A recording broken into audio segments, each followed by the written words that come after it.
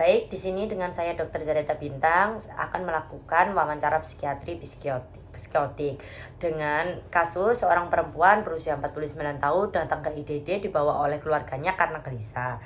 Autoanamnesis, pasien wanita dewasa wajah sesuai usia, memakai daster kuning, sandal berwarna biru dengan rambut warna hitam, semiran kuning terurai, tampak sedang tiduran di tempat tidur.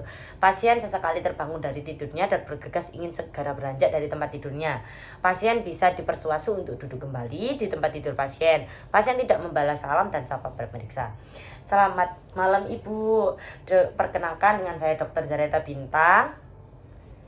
Baik, ini dengan Ibu siapa? Tini. Baik, Ibu Tini. Saya lengkapi dulu ya data-datanya, nggak usah khawatir, data-datanya ini untuk rekam medis saja dan tidak tersebar oleh orang-orang semuanya, tidak bisa, pemeriksaan ini akan terjamin kerahasiaannya. Baik, yang pertama namanya siapa Ibu? Tini. Usianya? 49. Alamatnya? Surabaya. Alamat aslinya? Jawa. Baik, untuk agamanya Ibu sendiri? Islam. Baik, untuk Ibu lulusan apa kalau boleh tahu? Tidak lulus. Untuk pendidikan terakhirnya Ibu? Tidak lulus. Pekerjaannya Ibu apa ya kalau boleh tahu? Pemilik toko. Oh, jadi Ibu itu kayak jaga toko gitu ya, di rumah aja jaganya. Baik, Ibu sekarang statusnya sudah menikah? Sudah. Ibu dalam keluarga Ibu anak nomor berapa kalau boleh tahu? Anak pertama. Oh, punya saudara Ibu? Punya 3. Oh, baik. Ibu Tini di sini dengan siapa? Suami. Baik. Sekarang kalau boleh tahu sudah malam, pagi apa siang, Bu? Subuh nggak sih? Oh, baik. Ibu Tini sekarang berada di mana? Tidak tahu. Ada yang bisa dibantu Ibu Tini? Saya ini sedang yang Ibu Tini apakah ada yang bisa dibantu?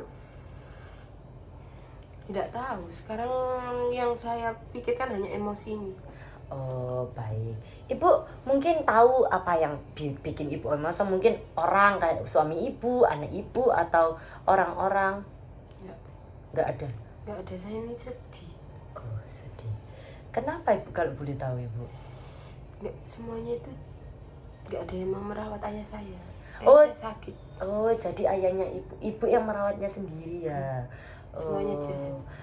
Baik. Oh, Saya itu sedih karena semua orang tuh nggak ada yang mau ngerawat ayah saya.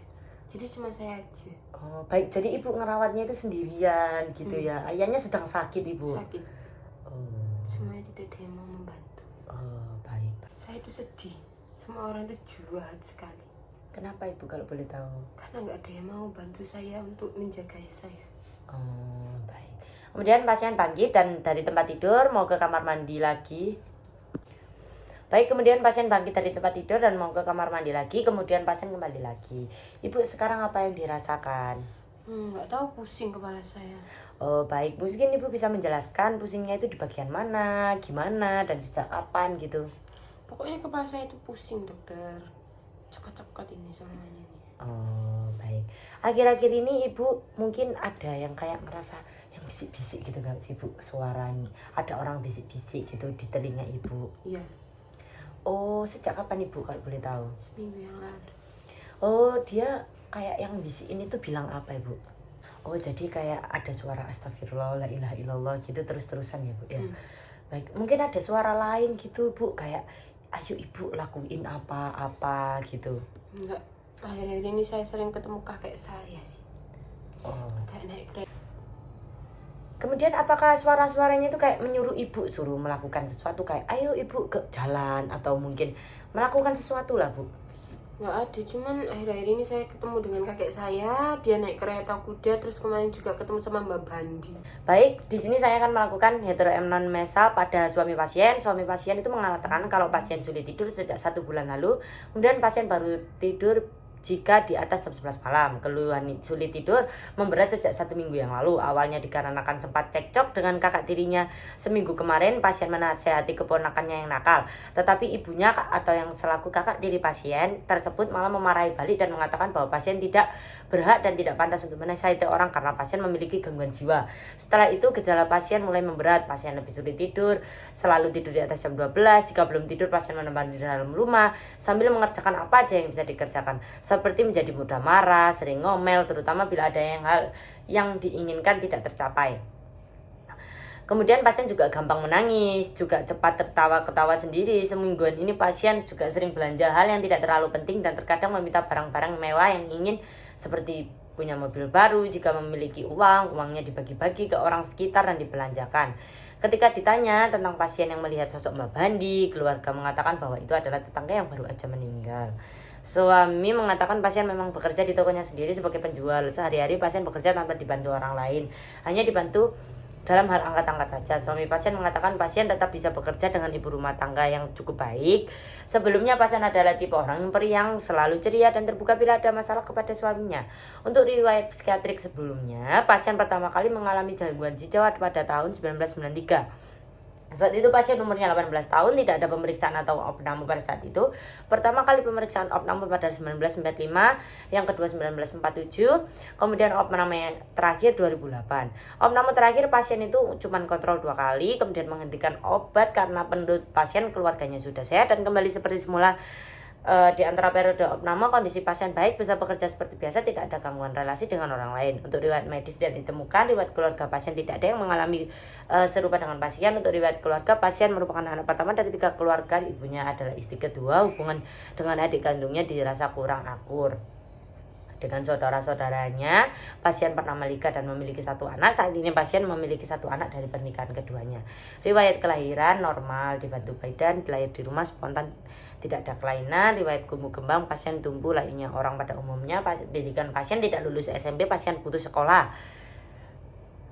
Riwayat pekerjaan pasien sehari-hari berjualan di tokonya sendiri. Riwayat sosial, pasien memiliki banyak teman dan pasien sangat aktif berinteraksi dengan tetangga sekitar. Riwayat nafsa tidak ditemukan. Riwayat agama, Islam, rajin beribadah.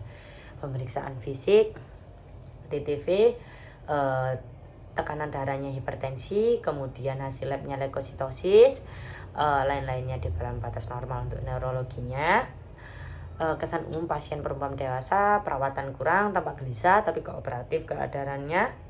Kompos mentis berubah, kontaknya positif, verbal irrelevant kurang lancar, orientasi waktu dan orang baik namun disorientasi tempat. Kemudian mood dan afek labil, pemeriksaan non realistik, inkoheren preokupasi terhadap keluarganya, persepsi halusinasi auditorik dan halusinasi visual, kemauan menurun dan psikomotorik meningkat. Untuk diagnosis multiaksial, yaitu aksis satunya afektif bipolar campuran dengan gangguan skizoaktif tipe campuran.